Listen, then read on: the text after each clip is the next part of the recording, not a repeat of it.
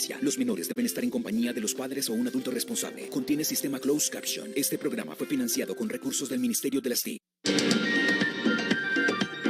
RTVC Noticias del Mediodía.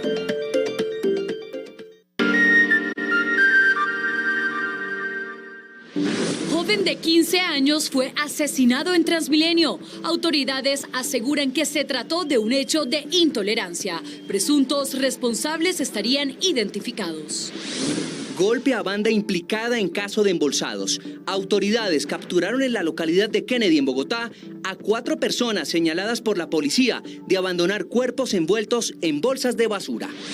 Uridia, en La Guajira, está incomunicada por el huracán Julia. Arroyos se desbordaron por su paso en el Caribe. En el departamento declararon calamidad pública. En San Andrés avanza la atención a los damnificados. En la isla se entregaron ayudas. La normalidad regresa a la isla de San Andrés. Las playas ya están llenas de turistas. Las operaciones en el aeropuerto se han normalizado y los habitantes y comerciantes que sufrieron afectaciones ya realizan las reparaciones de sus viviendas y locales comerciales. Información en directo desde el archipiélago en minutos. Y en Atlántico, 5 municipios siguen inundados por las fuertes lluvias del fin de semana. En noviembre bajarían las tarifas de energía. Más de 10 empresas del sector acordaron ajustes para beneficiar a los usuarios. A esta hora avanza la inspección y limpieza de la bodega de pipetas de gas que explotó hace 10 días en Barranca Bermeja. Nuevo operativo de desalojo en ocupaciones ilegales de zona rural de Cali. En el mundo, Ucrania despertó en medio de bombardeos rusos.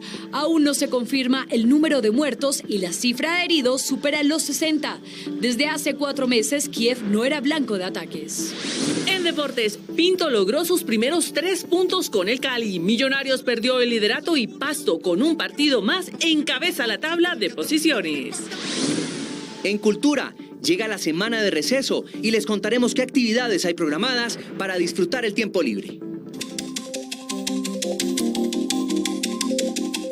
Buenas tardes, bienvenidos a RTVC Noticias del Mediodía. Somos el noticiero de todos. Un nuevo hecho de intolerancia estremece a Bogotá y al país. Un joven de 15 años fue asesinado en un bus de Transmilenio. Pues las autoridades aseguran que los responsables del crimen ya fueron identificados, pero la ciudadanía asegura que la estación Ricaute del sistema, lugar donde ocurrieron estos hechos, es la más peligrosa de la ciudad. Katy Sánchez, ¿qué tal? Muy buenas tardes. ¿Qué fue lo que ocurrió y por qué fue agredido el joven? Muy buenas tardes a usted y a todos los televidentes. Yo me encuentro en el lugar de los hechos, en la carrera CDS con carrera 32, esta estación de Transmilenio que, como ustedes pueden observar, no tiene mucha afluencia de gente, está frente a la Secretaría Distrital de Salud. Lo que sucede, según las autoridades, es que un menor de 15 años ingresa con su grupo de amigos a esta estación de Transmilenio y empieza una fuerte pelea. Sin embargo, al bajarse justamente por esta salida, aseguran que no alcanzó a llegar a un centro hospitalario y falleció a causa de heridas con arma cortopunzante. Y no solamente este joven, también hay una mujer de 35 años, acompañante del joven, que fue asesinado a manos de una persona de nacionalidad extranjera. Según dicen las autoridades, pues no alcanza a llegar, el joven muere, pero la joven sí se encuentra en este momento en un centro de salud porque también, pues según el coronel Jader Llerena, también fue... esta mujer también fue golpeada por estos agresores. Sin embargo, escuchemos el parte de la policía de Bogotá. Una de estas personas, un menor de edad, tropieza accidentalmente con otra persona y ahí se genera una gresca. En esta gresca pues sale lesionado el menor de edad, se bajan en la siguiente parada, CDS carrera 32, y allí es donde se produce una lesión fatal de este menor. Los hechos quedaron registrados en las cámaras de seguridad de esta estación de Transmilenio y está en manos de la policía y también de la fiscalía para poder dar una oficial captura a estos delincuentes, teniendo en cuenta que la familia espera que se haga justicia. Informa Katy Sánchez para RTVC Noticias, conectados 24/7. Conectados 24/7, muchas gracias, Katy. Y mucha atención porque en las últimas horas las autoridades lograron la captura de 4 hombres señalados de asesinar y embolsar a 3 personas. Los cuerpos de las víctimas fueron encontrados en el sector de Patio Bonito de la localidad de Kennedy el pasado 25 de agosto. Edwin Soa, buenas tardes. ¿Qué más se sabe de este golpe a las estructuras criminales? Hola, ¿qué tal? Muy buenas tardes para usted, para todos los televidentes. También pudimos conocer que un menor de edad fue aprehendido en estos mismos operativos por parte de la Fiscalía y la Policía Judicial, mientras que los otros 4 responsables que usted muy bien anotaba, pues ya están siendo judicializados. En este momento, desde el búnker de la Fiscalía, preparan unas declaraciones de parte del propio Fiscal General de la Nación. Mientras tanto, nosotros regresamos al lugar de los hechos. Hace 45 días, RTVC Noticias tuvo acceso a esta casa llamada la Casa del Terror. Aquí, según las autoridades, pudieron confirmar que fue el lugar en donde fueron asesinadas estas 3 personas, pero también pudimos establecer que las autoridades tienen como desaparecida a una mujer que muy posiblemente también pudo haber sido víctima de estos delincuentes. Son 4 personas que estaban habitando este lugar y en donde también nos dicen las autoridades, esas rejas que ustedes ven ahí, esas varillas, eran donde colgaban a sus víctimas, las torturaban y posteriormente asesinaban. Acá mismo las desmembraban, posteriormente las escondían, las echaban en bolsas plásticas para posteriormente ser abandonadas en lugares muy cerca de este sector. Es todo por ahora desde el sector del Amparo, la localidad de Kennedy, en Suda, conectados 24/7.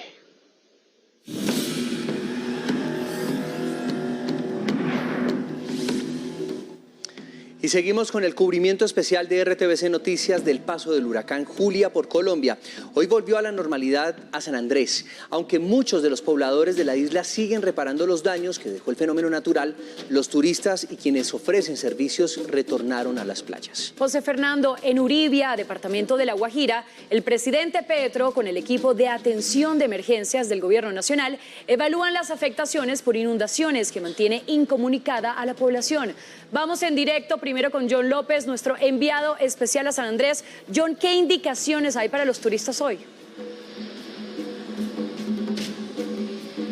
John. Hola Carolina, José Fernando, muy buenas tardes. En este momento ya no hay restricciones en la isla de San Andrés. El toque de queda ya fue levantado y los turistas, como ustedes pueden observar, ya se encuentran disfrutando nuevamente de las playas, del sol, de la brisa, de sus vacaciones, aquellas que les tocó aplazar por algunas horas durante el fin de semana debido al paso del huracán Julia, que dejó susto en gran parte de ellos. Las operaciones en el aeropuerto Rojas Pirilla de San Andrés ya también se han normalizado, aunque por el represamiento que hay de los vuelos que no pudieron despegar ni llegar a la isla durante el fin de semana, algunas de las personas que ya terminaron sus vacaciones no han podido conseguir sus tiquetes de regreso a sus ciudades de origen. Por lo demás, la situación en San Andrés, como ustedes lo observan, se ha normalizado. Las personas y los comerciantes que resultaron afectados en sus viviendas y locales comerciales hoy adelantan las respectivas reparaciones. RTVC Noticias hizo un recorrido por la isla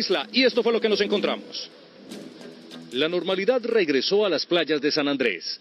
El toque de queda fue levantado y los turistas ya disfrutan de sus vacaciones. Intentan recuperar el tiempo que el huracán les arrebató. Aquí, disfrutando un ratico. Las horas que quedan, ¿no? Las horas que quedan, porque ya salimos ahorita a las 2 de la tarde. Otros, por el contrario, no consiguen vuelos. Aunque desde ayer el aeropuerto se normalizó, las frecuencias de las rutas aéreas parecen no ser suficientes. Algunos turistas siguen atrapados intentando salir de la isla. Yo estoy tratando de salir, yo estoy con otras 2 personas, pero la respuesta es que no hay cómo sacarnos. Entonces pues vengo acá porque yo no tengo plata para alojamiento, ya no tengo plata para alimentación. Por su parte, los habitantes de la isla que sufrieron afectaciones esperan reparar sus viviendas lo más pronto posible. La brisa como a las 8:30 de la noche, a las 9, se llevó como 3 tejas. Tuvimos que subir acá arriba y montarle bloque para que no se llevara toda la teja. El susto que trajo el huracán los volvió más precavidos. La brisa cambió de rumbo 2 veces. Primero vino del sur. Vino soplando de atrás, después se metió por el norte, por acá, por eso se llevó la parte de la teja. Las afectaciones en viviendas son cerca de 200, en su mayoría techos que no lograron soportar la fuerza de Julia. Pues gracias por este reporte, Johnny. Mientras en San Andrés hay normalidad, en Uribia, en La Guajira, declaran calamidad pública por las graves afectaciones que dejó el paso del huracán. 5.000 familias en 7 municipios están damnificadas. Emelda Hubert, periodista de la Radio Nacional, amplía la información. Hola compañeros, muy buenas tardes. En el departamento de La Guajira estamos a la expectativa de lo que se espera sea en pocos minutos el arribo del presidente Gustavo Petro a nuestro departamento. El mandatario estará en el municipio de Uribia, que ha sido el mayor afectado con este paso de la tormenta tropical Julia. Son 11.000 familias las que hasta el momento han resultado damnificadas en el departamento y allí estará él con la comunidad y entregando las primeras ayudas humanitarias. Estamos preparados para recibir la comisión del presidente si tiene a bien llegar al departamento de La Guajira en este momento. Esperamos también al director nacional de la Unidad de Gestión del Riesgo. El PMU está instalado de manera permanente para que cuando se presente el caso de visita presidencial o de la Dirección Nacional estemos prestos para recibirlos. Son 50 las toneladas de ayudas humanitarias que han sido dispuestas para La Guajira por parte de la Unidad Nacional de Gestión del Riesgo. Por lo pronto han llegado 12 que serán para las comunidades de la zona alta extrema y se esperan ser trasladadas por los organismos de socorro. Desde La Guajira, Radio Nacional de Colombia y RTVC Noticias, conectados 24/7. La Fuerza Aérea Colombiana transportó más de 14 toneladas de ayudas humanitarias a Río Hacha, en La Guajira. Estas ayudas estarán destinadas para atender a la población afectada por la emergencia que generó el paso del huracán Julia durante el fin de semana. Colchonetas y kits alimentarios forman parte de estas ayudas humanitarias. También en Atlántico hay 5 municipios afectados por el paso del huracán Julia. Más de 900 familias padecen el desbordamiento de arroyos. Una de las situaciones más críticas se vive en el Palmar de Varela. Lucía Llanes está ahí en este lugar. Muy buenas tardes, Lucía. ¿Cómo van a atender la emergencia? ¿Qué es lo que han dicho las autoridades? José Fernando, muy buenas tardes para usted y para nuestros televidentes. Pues el Ejército Nacional ya se encuentra apoyando labores humanitarias que lideran las autoridades departamentales. Entregan algunas ayudas a damnificados que, aunque no ha llovido hoy en el Atlántico, siguen inundados y rodeados de esa corriente de agua que se desbordó del arroyo El Grande y afectó centenares de familias y también cultivos en el occidente del departamento. El huracán Julia dejó a su paso a más de 920 familias damnificadas en el Atlántico. Habitantes de 250 viviendas entre Santo Tomás, Baranoa y Palmar de Varela fueron sorprendidos por la corriente de los arroyos. La verdad es que eso fue algo súbito porque cuando no estaba ni lloviendo en el momento, sino cuando vimos fue que comenzó a crecer y a crecer. Un total de 180 familias sufrieron pérdidas en sus viviendas, de las cuales 12 quedaron inhabitables. Las cositas de uno, las camas y eso están en el agua, ¿sí me entienden? 160 campesinos quedaron con sus cultivos bajo el agua. 15 sectores al occidente del departamento sintieron los estragos del huracán Julia. Y esto va a seguir porque esto posiblemente cada vez que esa represa se llene con la cuestión de la lluvia vamos a tener ese problema. Hoy alrededor de 1.200 familias reciben ayudas humanitarias y en municipios como Sabana Larga, Ponedera y Santa Lucía se adelantan varias obras de mitigación de cara a la temporada de lluvias que aún no termina.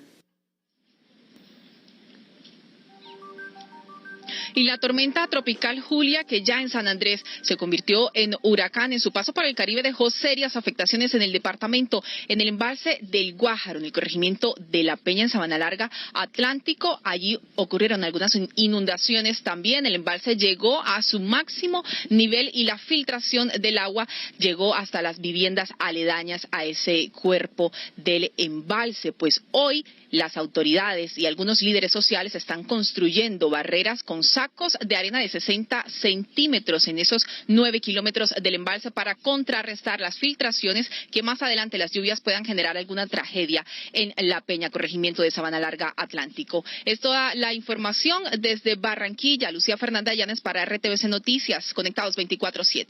Lucía, muchas gracias por esta información. Y antes de llegar a Colombia, cuando solo era tormenta, Julia probó su fiereza en territorio venezolano. Estas son las consecuencias de su paso. 180 minutos de impetuosas lluvias al centro norte de Venezuela se resumen así.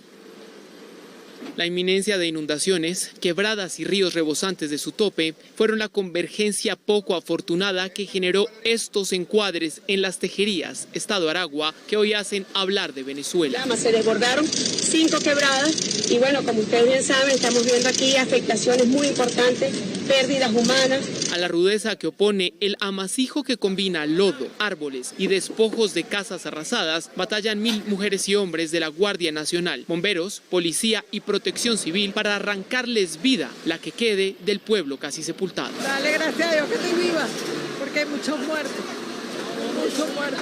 Las intensas lluvias que han oscilado en la geografía venezolana, ligadas están al coletazo del huracán, ahora tormenta Julia en el Caribe, debilitada mientras da sus pasos vía Pacífico hacia Guatemala, luego de estacionar por El Salvador y Honduras, donde no pasó inadvertida. En el Congreso de la República continúa el debate y votación del proyecto de ley de paz total que busca abrir el camino jurídico y legal hacia los diálogos y también las negociaciones. Saludamos a esta hora a nuestra compañera Luisa Barberi, quien se encuentra en el Congreso. Luisa, buenas tardes. ¿Qué ha pasado hoy en este debate? La escuchamos.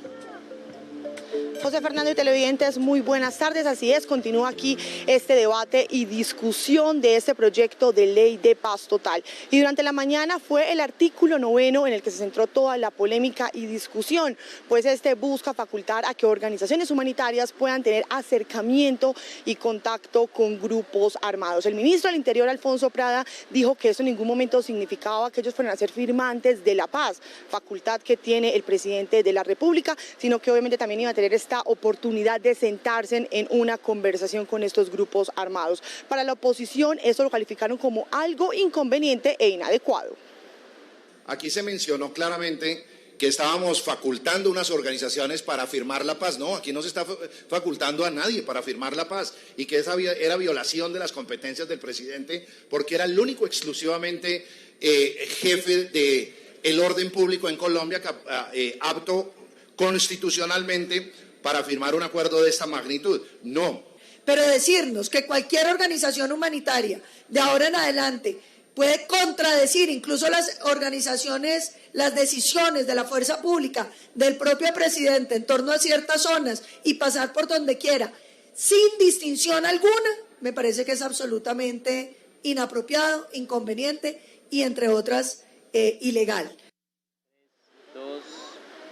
Este artículo finalmente fue aprobado aquí en el primer debate y discusión, y en estos momentos en la plenaria de las comisiones primeras avanza la votación y también discusión del artículo 8, que busca que las mujeres tengan una participación muy importante en todas las mesas de negociación y diálogo con los grupos armados. Desde el Congreso de la República regreso con ustedes, Luisa Barberi, RTVC Noticias, conectados 24/7. Luisa, gracias. Y las autoridades locales piden intervención ante los combates entre grupos armados ilegales en el Bagre, Antioquia. Los habitantes del corregimiento de Puerto López están confinados. Son unos 8.000 pobladores de Puerto López los que han estado resguardados en sus viviendas por la violencia que siembra el ELN y el Clan del Golfo en el Bajo Cauca. Tuvimos una alerta, una situación, una manifestación por parte de la comunidad del corregimiento de Puerto López que se sentían confinados debido al temor y la zozobra que sentían. Ante los combates entre los grupos armados ilegales por más de una semana, la Defensoría del Pueblo instó a tomar acciones para proteger la población. De la misma manera, la Defensoría del Pueblo quiere hacer un llamado a los grupos armados que operan en este sector del Bajo Cauca antioqueño para que dejen a la población civil de lado en sus enfrentamientos. En las próximas se programó un consejo de seguridad para evaluar la situación de orden público en el Bajo Cauca. La avenida El Dorado en Bogotá fue nuevamente escenario de manifestaciones y protestas, esta vez por dueños y trabajadores de establecimientos que funcionan como galleras.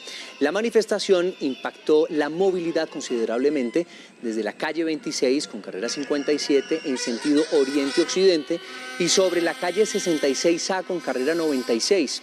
Cerca de 500 personas protestaban por un proyecto de ley que pretende prohibir el funcionamiento de estos establecimientos.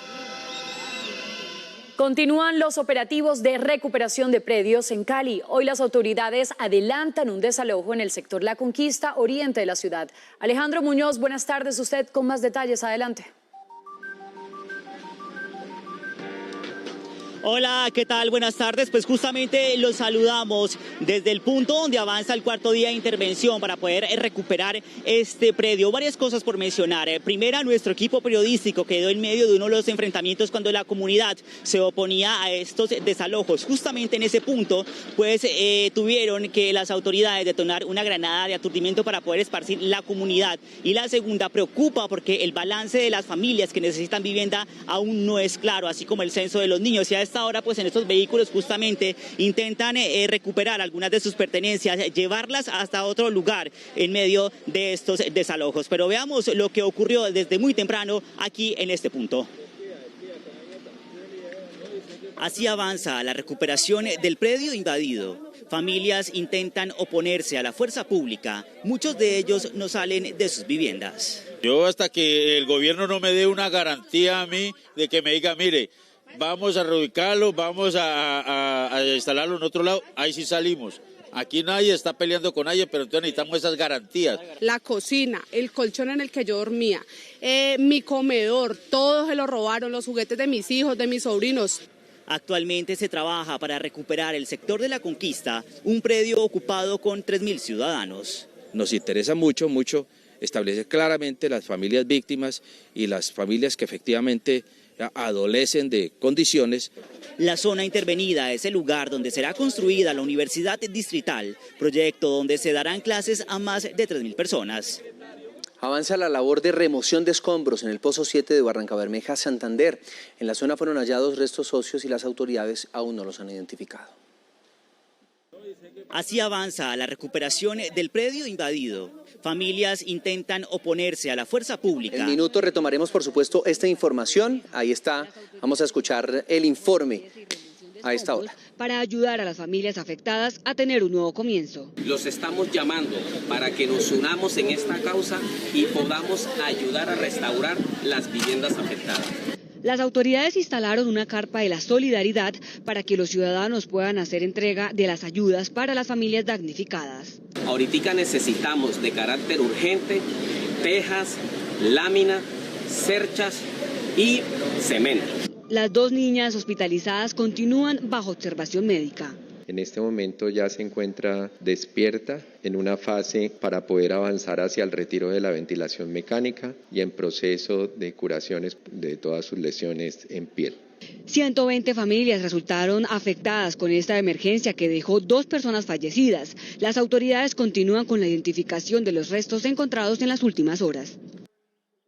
En horas de la mañana inició la audiencia en la que la Fiscalía por segunda vez pidió la preclusión del caso contra el ex senador Álvaro Uribe, quien es investigado por los delitos de fraude procesal y soborno a testigos. Al inicio de la audiencia, el fiscal relató cómo inició este proceso y posteriormente habló de las pruebas que realizó una vez asumió el caso, como procesar 23 testimonios, incluido el del ex senador Uribe, a excepción de Juan Guillermo Monsalve, de Yanira Gómez y otras 4 personas.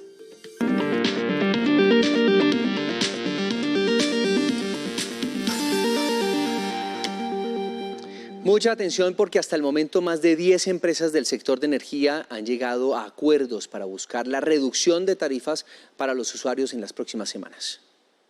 Este lunes, empresa que comercializa y presta el servicio de la energía en Atlántico, Magdalena y La Guajira, se sumó al acuerdo que busca la reducción de tarifas para usuarios. Nos sumamos a la tarifa justa e invitamos a las demás empresas del sector eléctrico a unirse para seguir haciendo la vida de todos los colombianos mejor cada día. Con este anuncio son más de 10 compañías del sector que buscan que a partir de noviembre el costo en las facturas de los colombianos caiga. Grupo de Energía de Bogotá, EPM, Enel, Enerpereira, Celsia, Urrá, AES Colombia, Isagen e ISA son algunas de estas. Por ejemplo, en Antioquia, EPM invertirá 340.000 millones de pesos para ese propósito. El gobierno y empresas privadas esperan que las tarifas caigan entre 10 y hasta 20%. Tener la capacidad de explicar el rol de los bancos en las crisis financieras a escala global fue lo que llevó a que 3 expertos estadounidenses, entre ellos el expresidente de la Fed, Ben Bernanke, obtuvieran el Nobel de Economía en su edición 2022. El insumo de estos expertos permitió mejorar significativamente, entre otras cosas, la forma de regular los mercados financieros y de ahí el mérito de su análisis y que el comité del Nobel en Estocolmo los seleccionara como ganadores.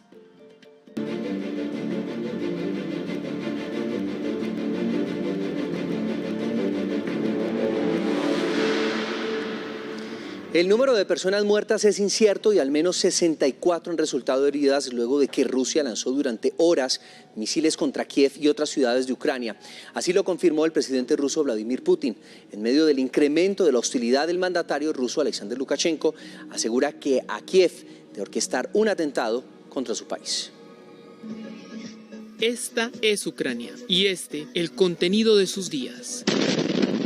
O al menos el 229 de la guerra que hizo cotidiano y rutinario el encuentro de sí misma con misiles. Se realizó un ataque masivo con armas de alta precisión y largo alcance desde aire, mar y tierra, en instalaciones de energía, comando militar y comunicaciones en Ucrania. 3 puntos. Kiev en su corazón, Lviv, su extremo con occidente, y Zaporilla, su nervio nuclear al sur, fueron la respuesta triangular por horas y en la clave más hostil de Rusia a los aciertos tácticos acumulados por Ucrania, incluida la ruptura del puente que la une a Crimea. ¿Cómo reparar la vida de las personas que han muerto ahora? Estas son personas inocentes, civiles comunes de nuestra ciudad. Esta ráfaga simultánea, captada en videos aficionados, cobijó más ciudades como Dnipro y Kharkov. Volodymyr Zelensky rotuló la advertencia verbal y fáctica del Kremlin de perpetuar la escala de bombardeos como intento de borrarles del mapa. Rusia una vez más ha mostrado al mundo lo que representa, es el terror y la brutalidad. Los responsables deben rendir cuentas. Para algunos líderes europeos, la jornada misilística no vista desde junio, por ejemplo, en la capital de Ucrania, representa un cambio profundo en la guerra del aguante y la resistencia. Los lanzamientos de misiles norcoreanos de los que fuimos testigos en días anteriores corresponden a ejercicios nucleares tácticos vigilados personalmente por el líder Kim Jong-un. Así lo confirmó la agencia estatal de noticias de Pyongyang, asegurando que del 25 de septiembre al 9 de octubre esa reacción militar se realizó para verificar y evaluar la capacidad de disuasión y contraataque nuclear del país y que se traduce en una advertencia severa para los enemigos del régimen comunista.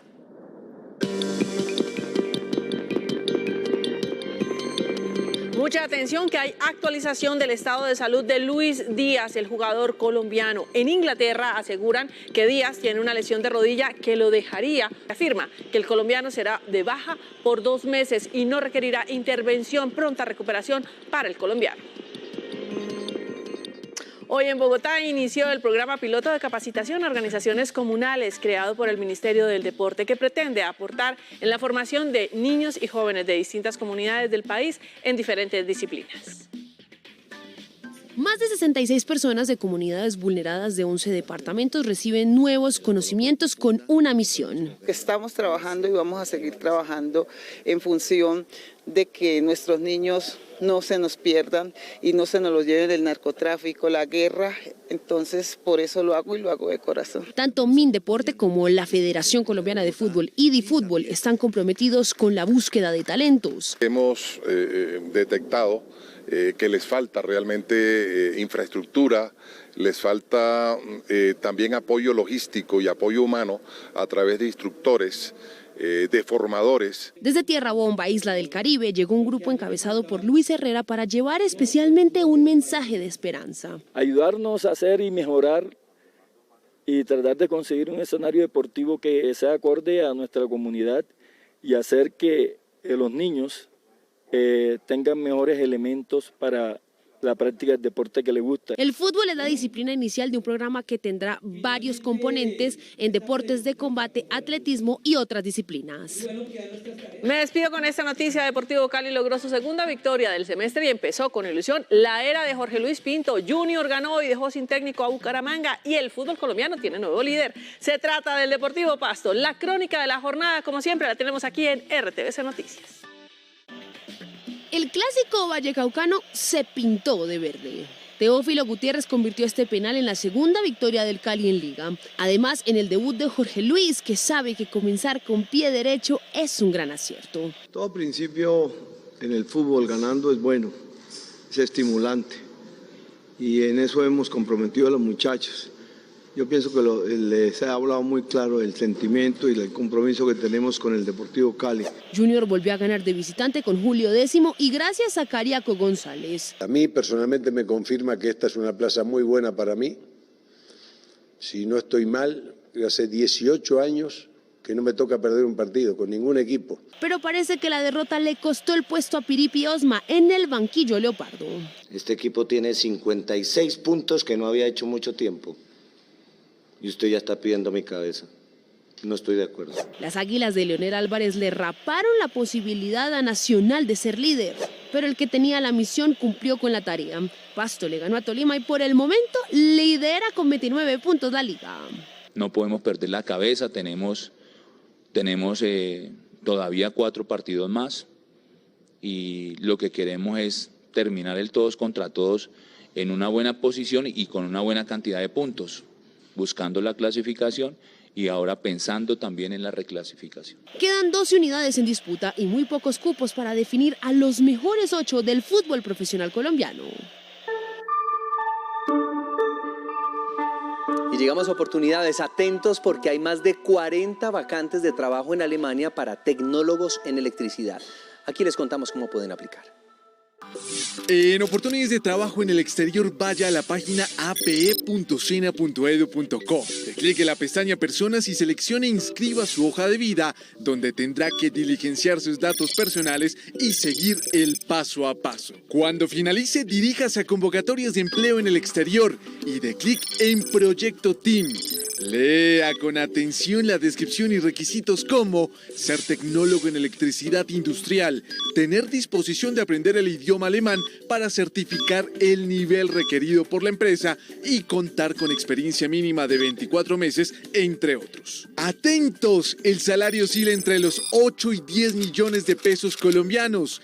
Y mucho ojo, tiene plazo de aplicar hasta el 31 de octubre de 2022. Y muy importante, recuerde que si quiere seguir informado 24/7, nos encuentra en todas nuestras redes sociales como RTVC Noticias.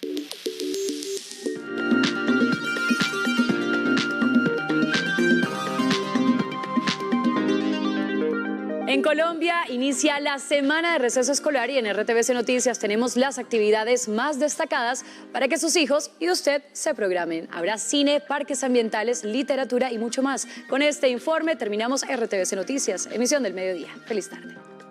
En Bogotá, la Cinemateca preparó una semana de vacaciones recreativas para todas las edades. Habrá actividades y talleres como ciberdisfraces, encuádrate y anímate y cachivaches sonoros. La mayoría de la programación es gratuita e irá hasta el 17 de octubre.